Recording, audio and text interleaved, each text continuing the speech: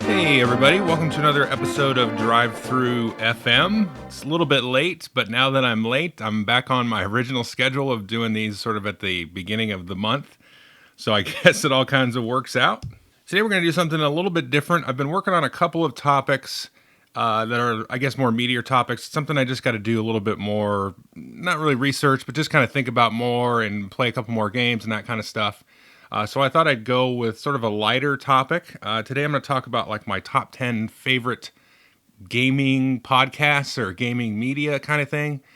So I'm not going to talk about like any review channels or anything. I'll talk more about my thoughts behind that. But it's mostly going to be like podcasts and then stuff that maybe it's on YouTube, but it's more like a podcast. So it's kind of more like lifestyle based and not just, review stuff. So we'll get to that at the end. But I do want to talk about a few games before we get started. And since the last Thru FM, I've done, 3 reviews and then also some coverage of some tabletop terrain. I talked about Game of Thrones, Mother of Dragons. It's a new expansion for Game of Thrones. Absolutely love it. Plays great at the lower player counts, which kind of fixes some of the problems from the base game. Got some real thematic kind of nooks and crannies. You can play as the Targaryens and all that kind of fun stuff. Definitely go take a look at that review if you missed it. And I definitely recommend it if you're a fan of the base game. This is almost like a must-get.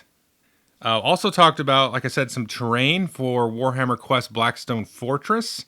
And there's a couple out of Australia that have 3D printed designs that you can just get the designs, or you could just get order the pieces directly from them. They'll print them out. There's a couple of weeks sort of a backlog on that, I guess. They've actually ordered some new printers, they told me. There is a promotional code that you can use. I'll put the code in the description below this on the YouTube video, as well as in the description on the podcast and so on. And it's Thru Games 15. And if you use that code on either of their sites, then you'll get 15% off, which makes it's already pretty affordable. And I think if you just were to like order the pieces, it's going to make it about $40 US, and then a little bit of shipping on top of that. But it definitely is a great deal. And again, I have the video up on the channel, and I've painted them all up and put them into the game and everything. And it looks really cool, I think. And it just really kind of brings that game to life. So that's the Blackstone Fortress terrain. And I'll put links to their websites, of course, in the description as well. I'm kind of saying that as a reminder when I edit this to make a note. The other 2 games that I've reviewed is Claustrophobia 1643. This is kind of the new edition of Claustrophobia, which came out about 10 years ago. Definitely some improvements and iterations on the game design itself. You get a lot more miniatures and all that stuff. The components all around have been upgraded. Really, really enjoyed this game. Claustrophobia is already one of my kind of all-time favorite games. It sort of implanted a little bit of that miniature gaming DNA into me, I think, way back when. So definitely take a look at that game. There is a Kickstarter coming up here, I think, in a week or 2 weeks from the time you might hear this podcast, if you're kind of listening to it in real time. And so their Kickstarters are very straightforward, which is nice. You just pledge for the game and that's it. There's no stretch goals. There's no like fancy add-ons, and there's no like, oh gosh, I already put in $100. If I put in another $150, I'm going to get these add-ons and then I'll be broke and then all this stuff. And like, is the game actually good? I don't know, but maybe I should put it in. This game, in my opinion, it's good.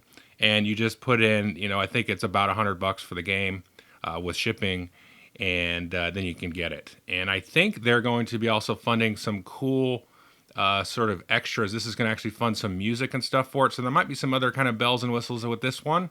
But at least with the first campaign, it was just a very, very straightforward campaign and very satisfying in my opinion. And the last one I just reviewed this past week was Rangers of Shadowdeep from the designer of Frostgrave. But this is very, very unique, very different. I want to say it's the first of its kind. There's been other games that do this, but this is really from the ground up, designed to be a co-op or multiplayer solo player dungeon crawl miniatures tabletop game. So it's not really dungeon crawl because you're playing like miniatures with terrain and all that kind of stuff. But it's a co-op or it's solo, and you play through an adventure. And there's multiple adventures out now for it.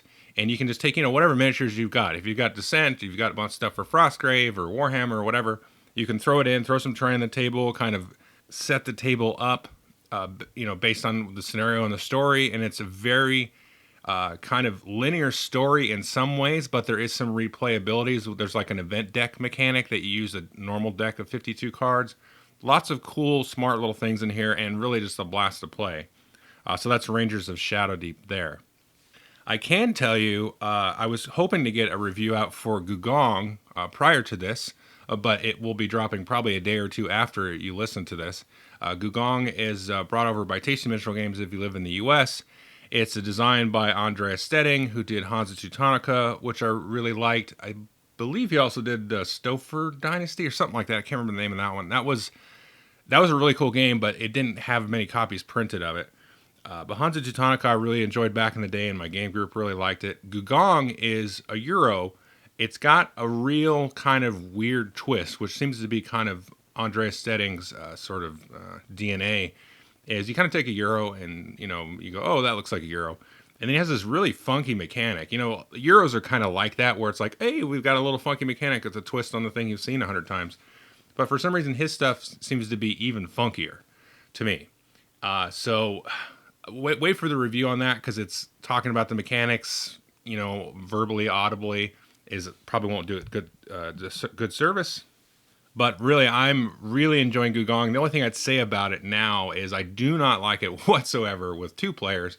But once you get 3, 4, and 5, I haven't actually played it with 5, but friends in my game group have played it with 5, and they said, no, it actually works pretty well with 5. So that's kind of nice to have a good game that works with 5. But yeah, definitely look for the Gugong review here dropping in a day or two. So let's talk about some reviews of games that you won't see a video for. And let's start with a good one, and then I'm going to do 3 that I did not like. So a little bit different than last month, where I reviewed a lot of games that I liked, I actually did like, and it's just one of those things where they didn't kind of meet the cut kind of thing, but I still recommended to varying degrees the games from last month's podcast. Not so much this week, this month. So the first one that I did really like is a game called Coimbra, and this came out late last year. Didn't get a chance to play it. My group's been pretty much raving about it. Not everybody's really hot on it, but a few people really, really have enjoyed it. And I said, let's play this. I got to play this because folks online have asked me about it. Have you played Coimbra? It was like my game of the year and all this stuff. And I was like, oh, okay, cool. So you get asked enough for something, and you got to pay attention a little bit. So we got a chance to play that. We played it with 4, and I got to say, I really did enjoy it. I talked to there's a couple that comes to our game night every week. And they've played it 2-player a whole bunch, and they really enjoyed it 2-player. And just from playing the one game, I can see how it should work, just fine with 2-player. It's a little bit on the abstract side for me, but not like enough that I wouldn't recommend it. Like if you like Euros at all, I would definitely take a look at Coimbra. It's a real interesting kind of you roll a giant pool of dice. And then players will sort of draft and pick the dice, and they put them in these like little trays of their player color. And then they put them in these little spaces where you can sort of like buy cards and tiles and things to sort of move your little adventure around and go up these different income tracks and stuff. And then the color of the dice will dictate like which kind of income you get at the end of the round. But the number on the dice is like the cost of the cards that you're going to buy. So the cost of the cards isn't fixed. It's based on the dice that you choose. But the higher dice that you choose, you get first pick of the cards before everybody else gets to go. So that's real interesting. And then there's a lot of sort of combo things and stuff, which I would call like very Euro stuff. You move your guys around and you get bonus points for doing things and all that, kind of point salad-y stuff. But it's really cool. It's really fresh and interesting. And I think this is probably my favorite from these designers. Now, the people that like designed this and Lorenzo and Newton, and I think even some of those like will bleed across, and they did Zulkin or Teotihuacan. So there's like a crew of designers there. I haven't like followed all the threads or the ancestral tree of who does what, but it seems like there's a group of them, and then like there's always like two designers on a game, and they'll move back and forth. One will help on the other and help on the other one. This is probably, I think, my favorite recently from kind of that crew, and maybe I'm talking out of my rear end here, but we were talking about the other game night. We're like, well, didn't this guy, he worked on Lorenzo, and this other one, well, he worked on Zolka. No, he worked on Lorenzo with this guy and stuff. So we are trying to figure out who was what, and we didn't bother to pull up BGG. But Coimbra definitely is, I think, kind of my favorite. I did enjoy Newton. I did enjoy Lorenzo. I believe I did a video for Lorenzo. I'm not sure. It's been so long. And so, yeah, but I really did enjoy Coimbra quite a bit. It's got real kind of simple, core turn structure, but then the weight of your decision and all kind of the implications of everything of what you do is really cool. And there's just a lot of kind of satisfying things that you can do. It's one of those Euros where like, oh, I did this and it's satisfying, and I did this and it's satisfying. You don't ever feel like you're getting hosed, so the brutality end of it isn't there. But you maybe didn't do something, as good as you could have done if you did something else. But it's still satisfying to do. So that's my one good one. Let's jump into 3 games. And I don't want to beat up on these games, but man, I really did not like any of these. And I was disappointed that I didn't like them because I was really thinking I would going into them. The first one is Judge Dredd, The Cursed Earth. So Judge Dredd is a comic book character, and there's been a couple of movies about him. I really like Judge Dredd as a character and an IP. It's just, he's sort of funny to me. So if you don't know about Judge Dredd, definitely watch the Dredd movie from 2012. It stars Lena Headey from Game of Thrones. She plays a really, really bad person in that movie as well. It's really cool. It's really kind of over the top action and stuff, and she's great in it. And then the guy, I can't remember his name, Carl something or other, he plays Judge Dredd. And it's an over the top, super violent, but almost like borderline humorous violent movie. And so this game is based on the same system as The Lost Expedition, which is also from Osprey Games. And I didn't like that one either, but I knew there were some new mechanics to this one. There's kind of like a psychic phase, if you will, to what you can do. And I kind of almost liked Lost Expedition, but this one still has kind of the same problem for me, is I never really felt like my choices mattered that much. It's going to be kind of a running theme with these 3 games. So you just kind of flip out these cards, and then you get these cards that you have to play like in order to resolve. And they're differently numbered cards, but you're dealt with a certain number of them based on the number of players and stuff. And because you can play it solo or co-op. And then you have to play them, and then you order them in a certain way, and then you have to resolve them in a certain way, but different abilities allow you to like skip other cards or get and lose resources that you need to spend to sort of beat the other cards and then move your little token through them on this kind of like adventure. But there just always was lots of situations where I just felt like there's no good choice here. And it was just the worst choice, and it was just like getting hit over the head again and again and again and again.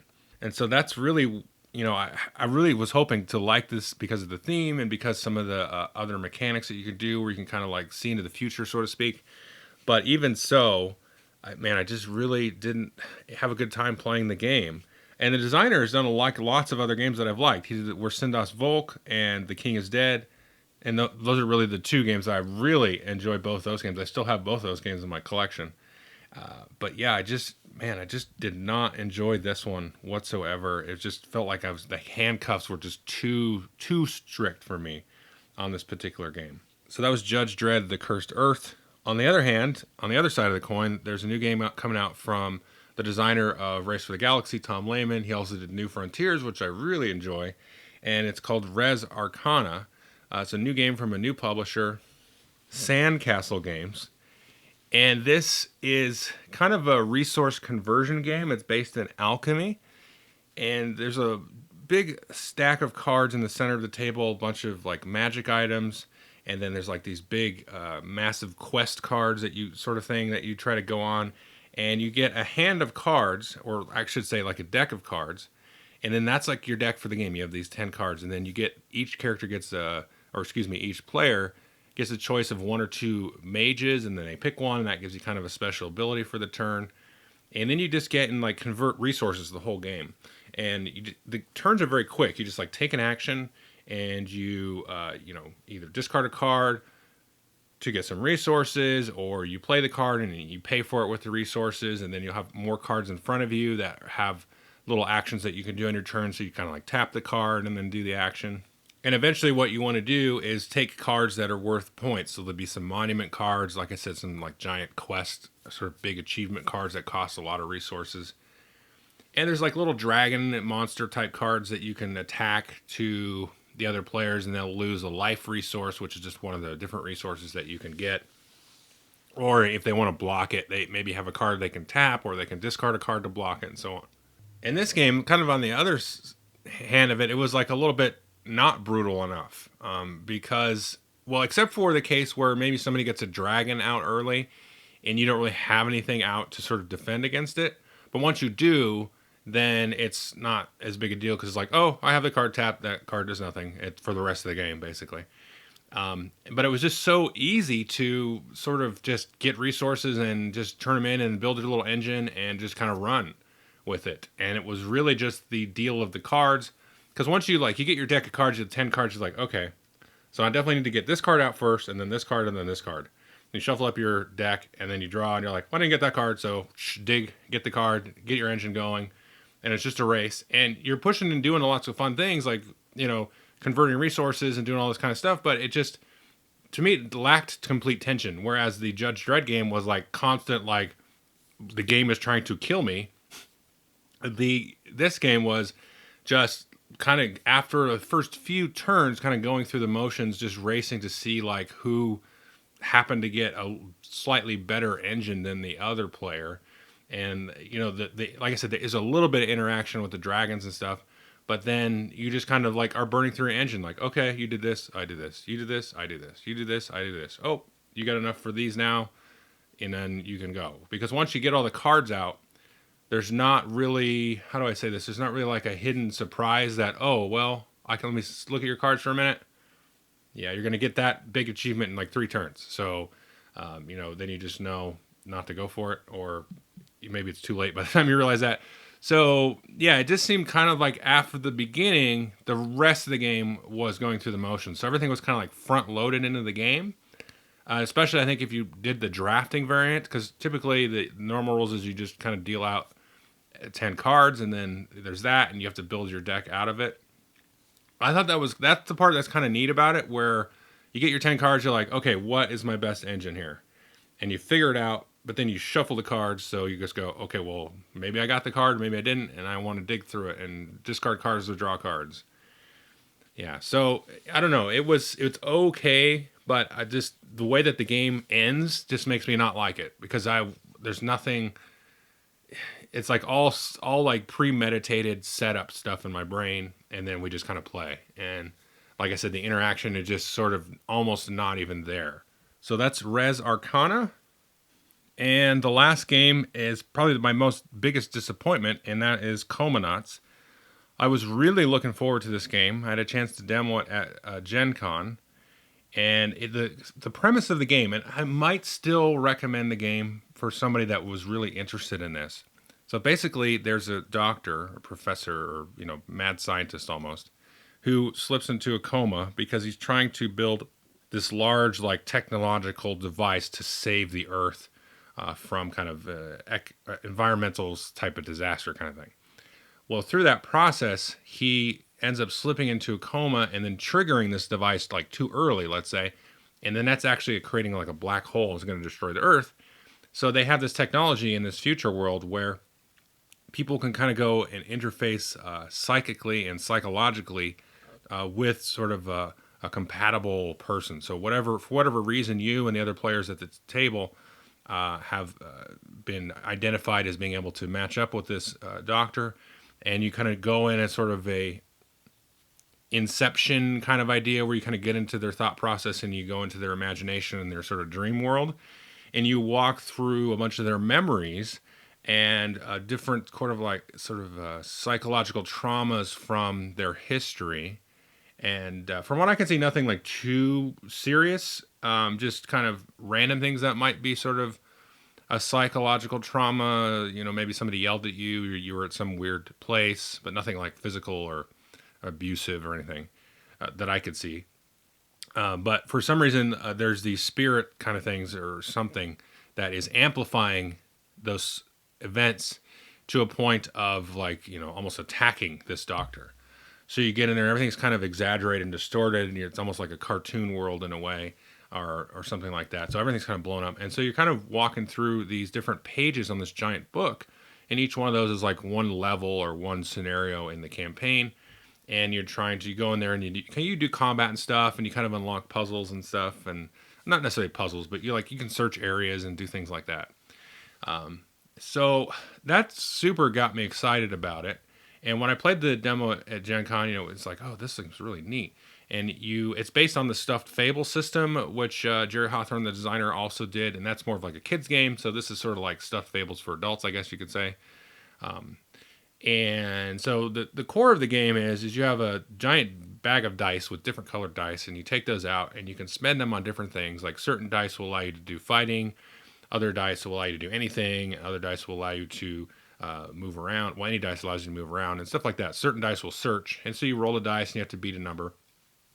But like that's kind of the problem of the game for me is I tried to play this twice now since Gen Con, and every time, every game, there was like a couple of turns in a row where it was just like, it doesn't even matter what I'm doing here, because either I draw a bunch of dice that I can't really do much with at all, and then I roll, and it's like, oh, you failed that, and then you don't really get like a recourse to do anything about it.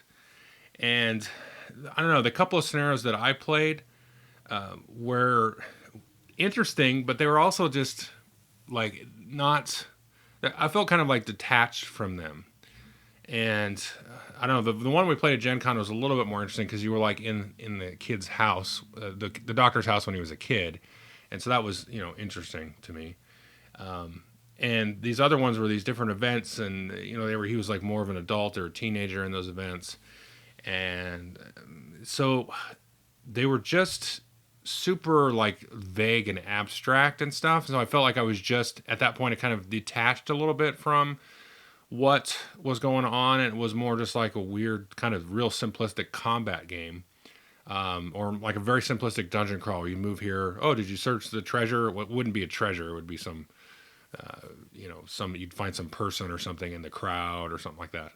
And I'm trying not to spoil stuff because I think eventually, if you just wanted to kind of like play through it robotically, which sounds harsh, then you could kind of get through maybe an interesting story where you kind of put all the pieces together. But because of the mechanics kind of get in the way of that, where you're kind of going through the motions after a little bit of just like, okay, we've got to get over here and roll. I failed. Oh, that failed. So I got to go turn to this page. And then it's just like, again, it's kind of taking the choice and the agency I felt a little bit out of like, I'm going to make a decision to like, oh, we've got to go and talk to this person. That person's really important. Or we've got to go fight this sort of demonic psychological being because that's important. And there was no like real investment of like, oh, I'm making a clever decision here, or I'm seeing some link between these two pieces of the puzzle to repairing this psyche. It was like that you're kind of being told the story, which is okay, but then the mechanics kind of got in the way and removed the choice and stuff out of that. And so I think I was expecting more of, and again, I only played it twice, you know, maybe as you move along, there are a bit of some more interesting scenarios with some more dynamic decision making and stuff where the whole dice combat, draw the dice, search stuff, fight stuff wouldn't get as much in the way. But as it stands, it just all kind of did. So I guess kind of this sort of is more like the Judge Dredd game, this Comanauts game, where it's just like I feel like a lot of choice and stuff is being removed from my possibility, right? I just can't. I'm just a little bit too much stuck in the roller coaster and riding it and not having a good time while I'm doing it. Whereas the Res Arcana is like, well, it's just the world is your oyster, but you just set it up and go. And then after a while, it's like, well, I didn't really get a chance to fight anything. I didn't really get the chance to fight against anything. So I just, like, general, is just like a lack of agency with all three of these games for me. So yeah, so I think there may be folks that like Judge Dredd, because if you're really a big Judge Dredd fan, maybe you get a kick out of it and kind of playing through some familiar places. Res Arcana you might like.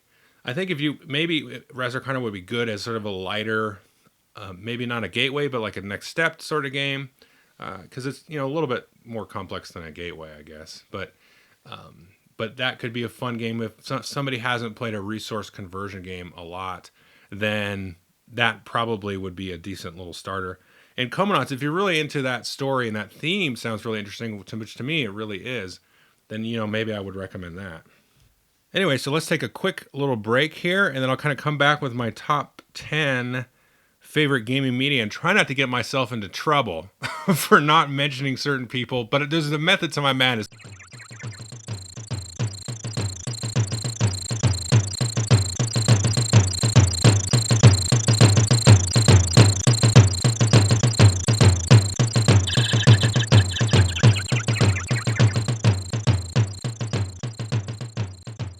Okay, so let's go over my top 10 favorite gaming media.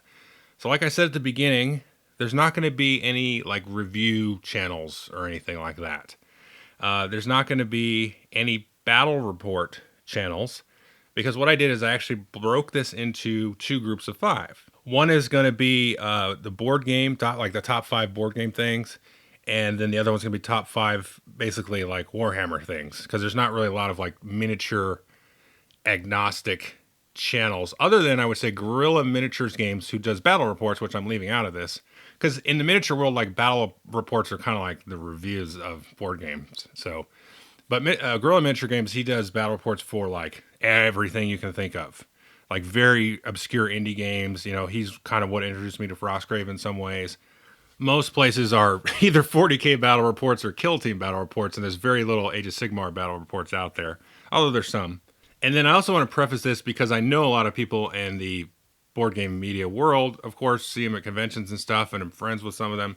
I have been asked about it. I've mostly been asked about it in regards to the miniature stuff because, over the last couple of years, I've been getting into miniature gaming more, and people will find it through watching my channel, and they say, what's a good, like, miniature place to go and, learn more about that a little bit more in depth. And so I usually recommend a couple of those. So I thought I would just talk about them in the podcast.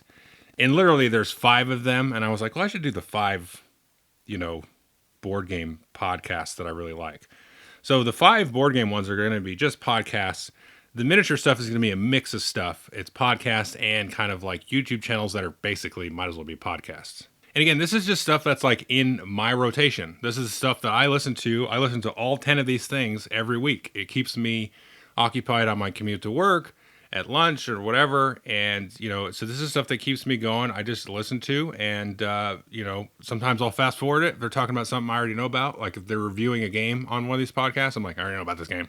Fast forward and then get to the next thing, So anyway, let's jump into it. And so again, these aren't really in order. This is just kind of in my rotation.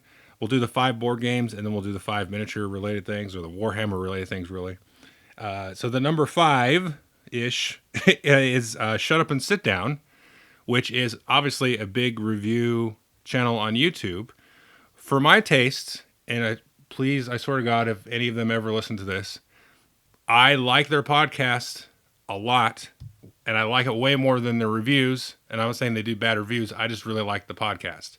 The podcast is why I like them. I like their sort of casual, off-the-cuff banter, and I get a better appreciation for them, I think, as people and gamers and that kind of stuff than I do with the reviews, because the reviews are very entertainmentally scripted to sort of present a point, and kind of like you kind of go like on a journey through the reviews of like a roller coaster, and they do the big twist, which drives me a little crazy when they do that, but it is what that is. That's entertaining. But on their podcast, they often talk about lots of obscure little things. I can think of off the top of my head, they had the parlor game thing, which I know they just posted some videos from their Shucks convention. There was like a book of parlor games from like the 1930s or something, and then they built sort of a championship around that. And then they talked about it like a game that was like cooking games where you would cook the stuff and eat it, but it was a game. and just things like that. They do a lot of stuff like that on the podcast and talk about just weird, quirky things. And they talk a lot about games that won't get to on the review channel. And I'm saying this out loud now. Probably that's a little bit of inspiration for my podcast when I was doing it, because I was getting to the point where like, I don't want to review these games. Like, there's too many games now, like a year or two ago. Remember, I went through that whole midlife reviewer crisis thing. Well, I was like, you know what? I could just talk about these games on the podcast, and I don't have to spend hours and hours and hours doing a video. And people can still know what I think because I get asked and stuff like that. And I thought that was a good thing. Just review the stuff that really stands out to you in some way. And then you can still talk casually about the other games, which is like how my game group talks about games. We don't sit there and like get hypercritical about it, which I think there's merit to doing that. But on the other hand, it's also like, these are games. It's not politics or the world order or anything or some very serious topic. It's just a casual, I don't know, I like that kind of bit, a little bit. Well, I like this part and didn't like that part, very casual. So I like that. Kind of reminds me a little bit of sort of how my game group talks about stuff. So it's nice to kind of hear that, but some other people that I don't really know talking about it in the same way. So that's the Shut Up and Sit Down podcast.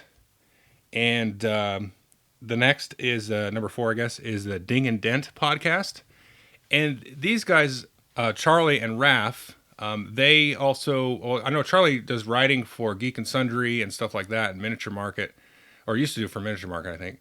And so he's kind of like a very professional reviewer. Like, Charlie's one of the better like reviewers that I like. These guys, though, I feel like I line up with their sort of style of gaming. They play a lot of miniature games. Raph certainly plays a lot of Kill Team and Warhammer, Shadespire, Underworld stuff. And Charlie has kind of that mix of he's more of an Ameritrash gamer. He likes some Euros, And then Raph's kind of all over the place. So they're very much like an omni gamer style. They're all over the place. They like different things. Sometimes they agree, sometimes they don't. And I feel like they're probably the most like kindred spirit to me out of anything on this, miniature or board game related, where they like kind of all the stuff, and they kind of look for some of the same stuff in games. And I don't frankly always like agree, or we don't have the same taste on everything, but I get a good sense from them about, sort of their lifestyle and stuff. I feel like it's similar to mine. They're not pro reviewers. They don't do this as a full-time job, but they do try. They have a passion for games and a passion for just all kinds of games. They'll also talk about weird, quirky stuff, and they really talk about it in a way that I can relate to. That to me is like, okay, I feel like either of these folks would be in my group, and again, they kind of talk about it in the same way that we talk about it, and just the descriptive language that they use as opposed to some other things feels very natural and very organic to me. And again, this is kind of why we're the Shut Up and Sit Down podcast versus the reviews. This is also very much more organic. But these guys, they really kind of line up with, I think, the way that they approach things. So that's the Ding and Dent podcast with Charlie and Raph there. Now, in a similar sense, the number 3 here is Rolling Dice and Taking Names with Marty and Tony. And I got to say, with this one, the number 3 and the number 2, I'm actually really good friends with Marty especially, and then another fella from the other one, the number 2. So there's a little bit of bias here. I just kind of like hearing Marty and Tony talk because we see each other at conventions, and it's just like, oh, that's right, Marty and Tony. I feel like they're still kind of like with me in spirit. So that's a nice thing. And I think that's why some people listen to some of these podcasts and things. I know like I've sort of made friends with people. It's very touch and go and a little bit tricky because, we just talk like on Facebook or Twitter, not Twitter, but Facebook or Instagram or something. People that have just watched my videos, and that's the only way I've known them. I've never met them in life, but, you friend them on Facebook or whatever or something, you see them at a convention, and then like, you go, oh, well, you have this in common with me, and then you're like, well, I guess we're kind of like buddies now. So that's nice. And so I kind of get that with Marty and Tony. I think a lot of people get that. That's kind of my point is, after you listen to somebody for a while or you watch them on YouTube, you kind of feel like you know them a little bit. And in this case, I do kind of know them. So it's nice to kind of be reminded of like, hey, I got my friend over there, across the country. So, other than that sort of giant long caveat, I really do enjoy listening to Marty and Tony specifically talk about lawnmowers. They always talk about lawnmowers every podcast. They never fail to disappoint. That's a little bit of an inside joke if you don't listen to them. But they will tend to go off and onto these strange tangents, and they genuinely have a good sense of humor about everything that they're talking about. And I also like the way that they do the reviews, because they don't really do reviews like, most people will do a review of a game. They do like this 5-minute initiative stuff where they just get in and they get the nitty gritty and the meat of it out.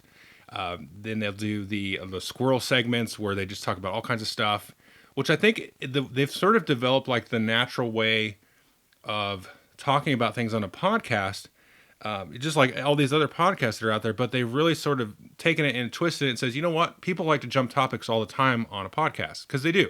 If you listen to any conversation, there's a lot of rambling and stuff back and forth. Well, they said, well, let's do the squirrel segment. I mean, all the podcasts do that. I do that. I just went on a giant tangent. And so they've kind of really sort of evolved that over the last several years. And so I really enjoy that. It makes it very easy to digest and pick up and leave. Because like I said, I listen to this stuff on my commute. So, I pull into work and I'm like, I don't want to leave yet because they're on the segment. And then so I'll listen for a couple minutes and then go in. And then so it's very easy. The way they sort of like outline stuff is very, very effective, I think, with the whole podcast format. And they also are one of the few that I really do enjoy listening to interviews of like designers and publishers on. Well, except for my number one, but we'll get to that in a second. So they do a really nice job, and they're one of the few that really, when they do an interview, I'm like, oh, no, I'm just going to hear an ad, for an hour. But they do a good job with their interviews as well. So anyway, that's Rolling Dice and Taking Names with Marty and Tony. The number 2 is the Secret Cabal Gaming Podcast. And again, this is a little bit of, I get to hear Jamie and the crowd there. And Jamie and I have become close friends over the last few years. I've gotten to know Steve and Chris just a little bit, and Tony and stuff, just hanging out very briefly at conventions. So again, it's very nice to hear Jamie's voice and the rest of the folks. And again, it's just the whole friend thing. And I think the Secret Cabal kind of embodies that. And they really chase after that and lean into that, where they have like a larger extended family and community based around their podcast. They do these awesome events at Origins and Gen Con. Everybody that listens is a Kabbalist. And so they really, I think, try to engage it as, not just like we're here doing this and we're reviewing games and we're a certain way. It's like, no, this is a community of gamers, and we've got our own little smaller community within that community of the Secret Cabal folks, and trying to bring energy and positivity and all that stuff. And when you listen to the podcast, they just sit and like, sorry for my friends, they just sit and bullshit for like 3 hours. And, these are one of the things where they get into the review and then they'll go over like the mechanics and like fast forward. And then they start talking about how they feel. And Chris and Jamie will go back and forth. Chris will hate it, or Jamie will hate it, or Steve will kind of like, and so they break things out. And just the banter back and forth with the larger crew of them is why I listen to it. I listen to it just for them bullshitting back and forth. That's the main reason that I listen to it. They'll open up with, these are the games we played, blah, blah, blah. And they'll do a review. They'll do the news segment, which I love. And everybody's just riding on Tony and back and forth. And Steve's making jokes that hit to varying degrees throughout the course of the podcast. And then you've got the whole thing, usually they'll have like a topic or a short topic express at the end where they just kind of ramble on about stuff. And I like that part especially because, I like the news because it's kind of like news, but in a very non-stodgy way. Because like, oh, this is coming, okay, check mark. This is coming, check mark. This is coming, check mark. Like they're really kind of expand and say, oh, that doesn't look interesting at all, or whatever. And then they'll jump into the short topic bit. And I like that because they'll actually have a really very smart discussion about whatever topic it is. I think it was a couple of episodes ago maybe where they talked about, player interaction, and they talked about like semi-co-op not too long ago, and lots of different things like that where you can have a very stodgy kind of Poindexter kind of conversation. But really, like a lot of that stuff, you're trying to pin down some real esoteric stuff on like what makes a thing fun. And it's really hard. And at the end of the day, it almost kind of doesn't matter. From the game player perspective, is like, well, was that fun? I mean, yeah, I don't know. Why? I guess, well, because of this reason, but it's a combination and a mixture of things. And a lot of it has to do with the people that you play with and your friends, which is what they are. And they kind of add that like extra layer of that, of just like, yeah, that's cool. I mean, this, let's define this term. Oh, well, I found this other game that breaks that rule. And, they just kind of go on. And at the end of the day, they're always like, yeah, that's, I guess we figured that out, but they didn't really. But that's kind of how, normal people talk. So anyway, I really like the Secret Cabal for that. And it just helps me miss those people less. And, it is like a group of buddies sitting around. Now, on the flip side, my number one is the opposite type of discussion. And that's the ludology. And that is, at least currently, Jeff Engelstein and Gil Hova, but although Jeff is leaving. I mean, gosh, I can't remember the name of the gal that's being replacing Jeff, but I expect it still to be good. I mean, I still like Gil and stuff, so I expect they chose somebody good. They've had a couple of hosts throughout the last several years, and I've liked it in every iteration. And this is, when I was talking about the Secret Cabal and how they discuss things in a kind of casual way, these folks really zero in and nail down like the science of fun, basically. And every time I listen to one of their episodes, I'm like, well, I could totally design a game right now. Like I have this, they fire up my brain with all of these ideas, and I'm like, I've got it. I've got a game, but I'm driving to work. I'm driving home. And then I forgot about it like as soon as I go in either door to work or to home. But it really makes you kind of rethink about a lot of the games that I've played, or that if you listen to a lot of games that you've played. I'm like, oh, that is what they did. That's why they took out, and there's only 10 cards in here, and they made this into 2 decks or whatever, or the board is laid out this way. And it's just really, it's a kind of a pleasure to learn, or to listen to. And I'm like, yeah, gosh, there is a lot of work put into designing these games and the production and everything. And these guys do it in such a way that it's not, it's not boring. It's a fun. I mean, they have fun kind of describing you the science of fun. And I really highly recommend listening to this. And I'm going to be sorry to see Jeff go. He's been there since the beginning. He was there with Ryan Sturm. And they actually ended up designing a game together, which Tasty Minstrel published, called Trading in the Mediterranean. And then Ryan left. He got like I'm trying to recall here, he got like a doctorate degree, and he's a teacher and stuff. So he kind of pursued that. And then Mike Fitzgerald came along, and he was there for a while, and he had some life changes, and so he moved and it wasn't on the podcast. And then Gil Hova's now been on for, I think, a couple of years now. And then there's going to be a new host soon, and Jeff's going to leave. And so it's been interesting to see how these folks all discuss. And they constantly have on other guests. I mentioned Marty and Tony doing interviews. They have great guests on ludology. And they'll bring in real kind of field experts and really kind of zero in on a very specific topic. And again, just really pin down like, okay, well, why is this fun? Why did this mechanic or this sort of idea succeed, whereas maybe others didn't? Or, what are some other ideas that are sort of like this that also succeeded and stuff? Just a fantastic breakdown. And if you ever I want to learn more about how these games are put together, and why they're fun, or why maybe I like certain things and don't like others, and like how can other people like this game, this style of game? Like who would want to roll 40,000 dice in a turn? They'll kind of break all that down, and you're like, oh yeah, I could kind of see why somebody would do that. So that's ludology. That's my number one-ish board game related podcast. Now, I know I left some people out of that I have listened to, or maybe I do from time to time. This is just what's in my rotation. Remember, I've still got 5 more podcasts to go to, which are all Warhammer related.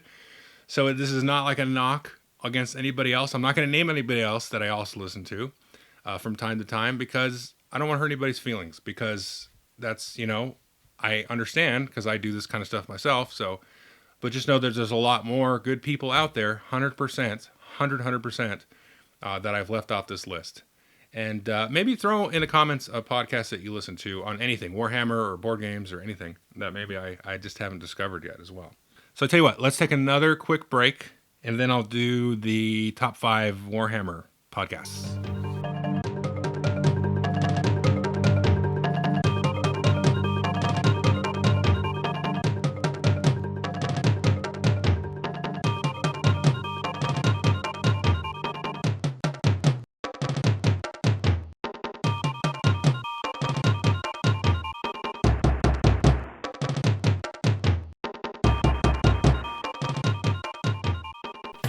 Okay, we're back, and now that half of you have left, the other half that are sticking around, I want to listen to my top 5 Warhammer podcasts. Now, these are kind of in order, but not in like terms of quality, just in terms of kind of my interest level. So the first two, number 5 and number 4, are like 40K related. I don't play a ton of 40K. I played Necromunda a bunch. Kill Team a little bit. I played some 40K. I mean, I've done a 40K tournament in my life. And I have 2 40K armies that, I have one and then like a little bit of another one. And so I like it, but I like these podcasts a lot. And then the other ones near the top are more directed towards my interest. So this isn't like terms of like what I think of their quality. And none of this stuff is really about the quality. It's just stuff I listen to. So the top one is like, that's one I like will never miss just because it aligns with what I'm into. But I think these are all very good quality, well made. So if you're looking for 40K stuff, these first two, number 5 is independent characters. These guys release somewhat sporadically. And I would say these guys are kind of like in the Secret Cabal kind of vein where it's a bunch of friends that seem like they're getting together to talk about. They talk a lot about the hobby part of it, the modeling and painting bit. And I really like to sit there. This is the weirdest thing. A couple of years ago, you could have never told me, Joel, you would like to sit there and listen to people talk about different paints and ways of basing and ways of converting miniatures and listen to it. And I would have been like, that sounds super boring. But I do like to listen because it kind of gives me ideas. It just kind of gets my juices flowing. So I would be listening to them. And sometimes I'll listen to this stuff like while I'm painting. Mostly I put TV on and stuff and I'm with my wife and stuff. She's just like 6 feet away. So I don't listen to a lot. But if she's not around or something, I'll throw a podcast on. And again, I listen to this on the way to work. But this does get my juices flowing. And these guys seem to me like very good people. They've done a lot of great stuff for the community and a lot of charity work and stuff. And it's kind of like they're the secret cabal, I guess, of the miniature world, of the 40K world, I should say. And they have a good time. There's like some people that play it very competitively in a tournament sense, and some people that are more casual, and they kind of try to have a good attitude about all of that stuff. They're not super competitive all the time, which, like, I'll be honest with you, like I've done some tournaments, a couple of AOS tournaments in the 40K tournament. I can't stand playing in tournaments. It gets me rattled, and the time limit on the rounds drives me nuts. And I'm not a tournament player. I would like to play competitive and to win, obviously, because like, why play unless you're trying to win? I mean, don't be an ass. But the idea is to try to win the game. But man, tournaments, I can't deal with it. Anyway, that's kind of a sidetrack. So these guys are kind of, again, it's just the casual camaraderie. I like to hear it. I like to just feel the friendship coming off of them. I like the hobby talk and all that stuff. It's really good. So that's independent characters. It's very 40K focused. And they also do, I should say, one thing I really like is they get into 40K lore kind of sporadically throughout the course of a year. They really dive deep into lore and stuff. And that's nice. I like to just kind of hear that, like, oh, okay, that's why that faction is like that. It's just kind of interesting little tidbits to sort of round out the game. So on the off chance I do go down to the shop and play against like Dark Eldar or some orcs and stuff, I'm like, oh yeah, that's right. He's this way because of that. So it's a nice thing to have. So that's number 5, independent characters. Number 4 is Forge the Narrative, also 40K related. Really, these guys are excellent production. They'll do a good breakdown of the new codexes and stuff that come out. They're also very much into the lore. They do talk a little bit more heavily on the tournament scene and stuff like that. They have more folks come on for interviews and things like that, and involved in a hobby and in the game in different aspects. And really is just a very professionally put together podcast.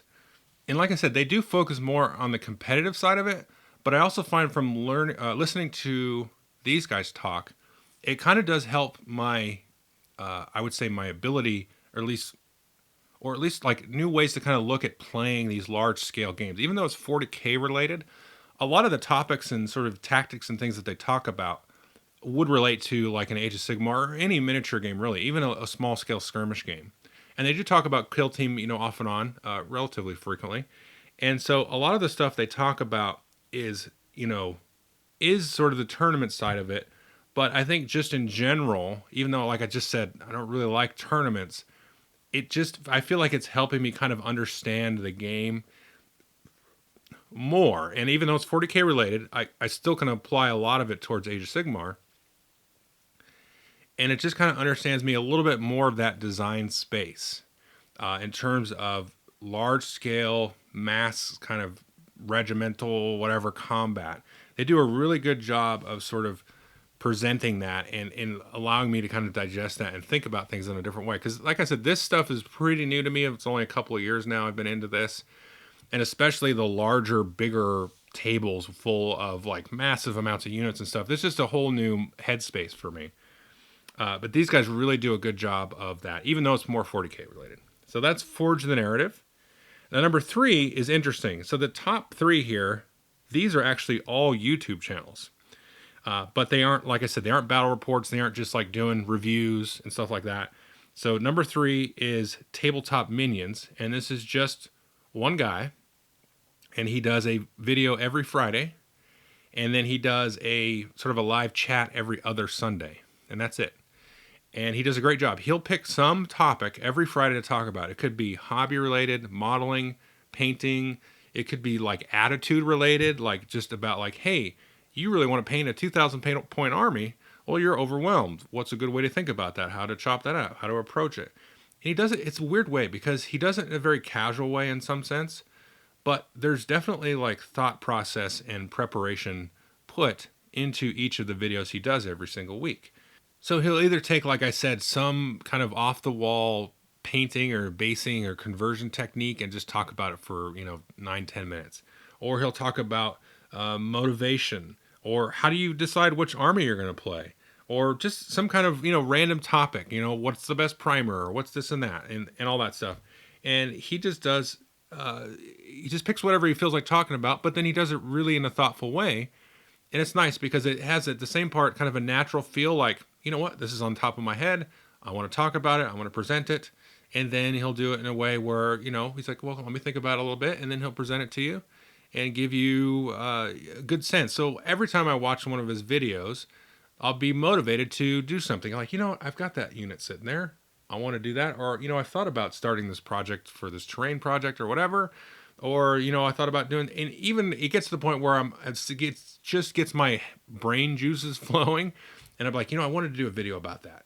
And I'll go and do that. So it's almost like larger life lessons in some way, but it's not like, he's not like pontificating or anything. He's just, doing his thing. And it's great. And they're well produced and everything. And you can tell he puts in a lot of care and stuff to what he does. And he really enjoys the hobby in a way that isn't, I would say, like in a religious sense. He's not like about one game or anything or a certain kind of thing. He doesn't really have like some kind of script that he's going through. It's just basically what he's doing, working through life. And he's like, you know what? I've got an idea for some content. I'm going to polish it up and then I'm going to present it on my Friday. So Tabletop Minions is one of those kind of like light, easy things. Like, I'm like, oh, it's Friday. Oh, look on my subscription feed. There's a video from Adam. And, and I listen to it, and then, boom, I'm like, good, I feel good now. I feel nice. So that's Tabletop Minions. The number 2 here, and these are both now Age of Sigmar related, so very specific to my interests. Number 2 is, interestingly enough, 2 Plus Tough. This is a YouTube channel, and he has an awesome backlog and library of Age of Sigmar lore. Like, he's covered almost every single aspect of it. Some of the old world stuff and everything. And he really got me excited. And I don't know if you watched the channel that much, but I've been reading some, the lore books and all the novels and stuff for Age of Sigmar. And he really got me fired up about it. And I've dug through now, all of his lore book, every single one of his lore videos.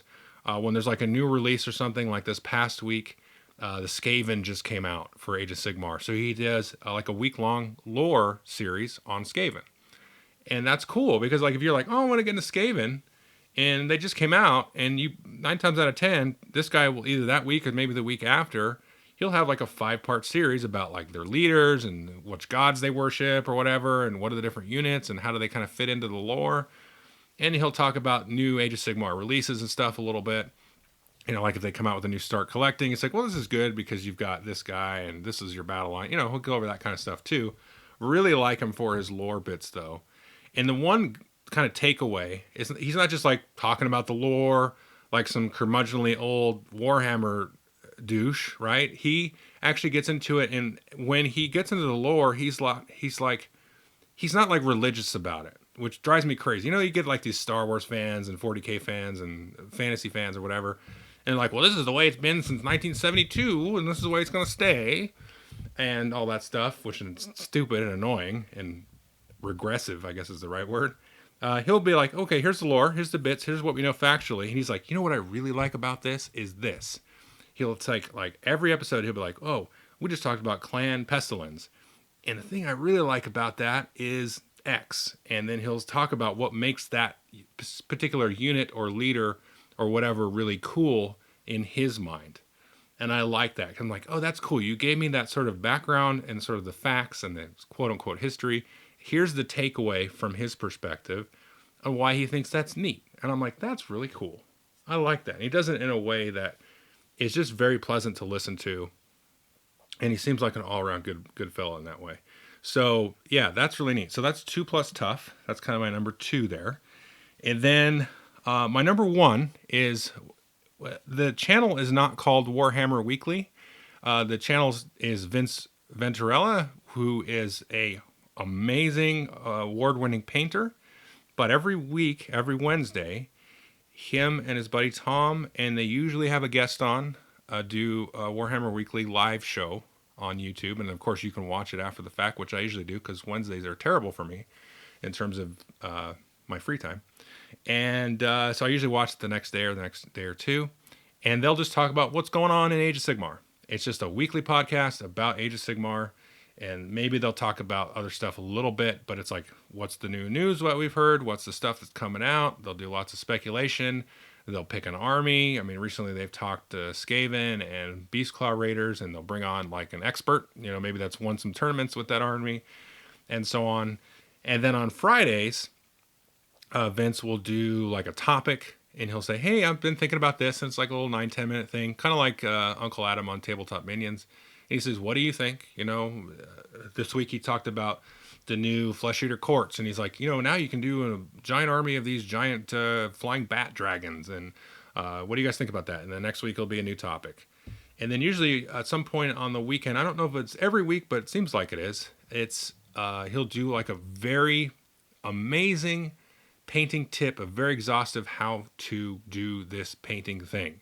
And he has a giant backlog of those. So the thing is with this channel is it's very much like if you're just new into Age of Sigmar or new into painting, this is probably the next thing that you want to get into. And so because when they do their Warhammer Weekly, it's very assuming. It's assuming you kind of know what they're talking about because they just jump in and go. They're not worried if you don't know Age of Sigmar or the lore. So if you don't really have a good background, jump in and you'll be like, what are these guys talking about? This is like inside jokes and stuff. I don't know what that means. And they're not curmudgeonly douches about that stuff. Because sometimes you talk to people and like, you don't know what that means? You know, like, I don't know, dude, not my life, you know? And, you know, these guys do just keep talking and do that. But I can tell, I think, from listening that they're very friendly and amenable and stuff like that. But they just jump in. They're like, these guys have been like in love with it since Fantasy was out. They just jump in and they go and they'll remember. They're like, remember when Neferata was this way in Fantasy? I'm like, no, I don't. I don't know what you're talking about. But whatever, they just keep talking and then they'll keep going. So they have a good time, they're buddies and all that stuff. So if you start getting into Age of Sigmar and stuff and you're like, man, I want to know just kind of all the stuff, jump into it. And then you'll be like, oh, cool, I get this now. And it kind of just keeps you up to date. They talk about everything. So if you're into Age of Sigmar, and to me, this is like 100% like the listen to weekly is the Warhammer Weekly. And then on the other side of it, the painting bit is he'll go into like a technique and they're always sort of medium. Usually, I guess he's done some beginner stuff, but there's definitely better channels for like if you're just very much beginning painting. I've done a bunch of hobby videos on stuff like that. So then there's a lot of other stuff that'll get you going. But once you kind of know what you're doing, and you're like, I want to try like a different trick with zenithal highlighting or glazing or different things, or maybe freehand and stuff. He'll zero in on those techniques, and sometimes the video's 10 minutes, sometimes it's like 30 minutes, and he's very methodical in terms of how he goes about it and how he talks about, well, you could do it this way, but maybe there's another way you could do it, and you might try it that way.